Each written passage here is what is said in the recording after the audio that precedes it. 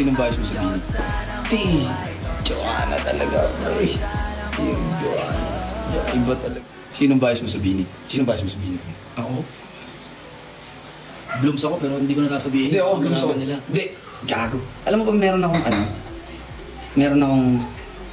Hindi kasi nung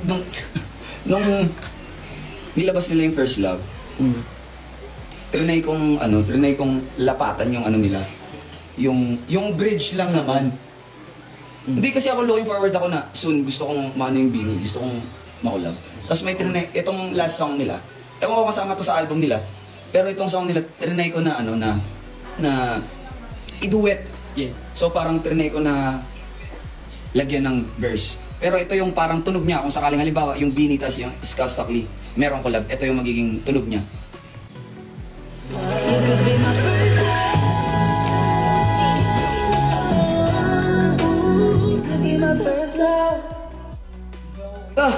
Putang ina, wala namang ibang makaka-execute ng mga pop shit kundi ako at Bini lang eh. So yun, welcome back to the channel.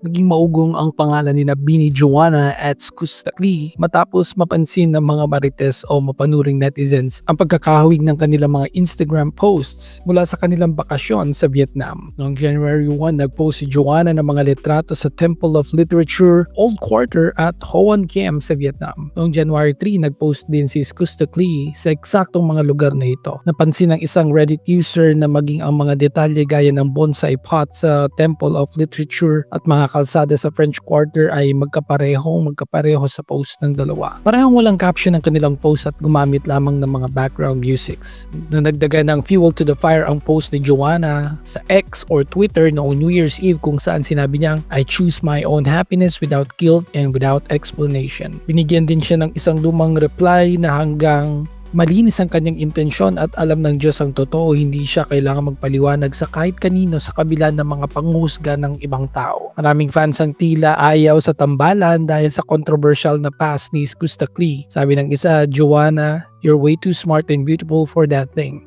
May mga dumepensa rin na hindi porket pareho ang destinasyon ay magkasama na sila. Common tourist spots naman daw ang mga binisita nila sa Vietnam. Hinihimok ng ibang fans si Joanna na i-debunk o linawin ang issue para matigil na ang speculations. So yun, ano masasabi ninyo sa balitang ito? Share your thoughts down in the comments below. Thank you so much for watching. Subscribe if you haven't yet. Stay safe everyone.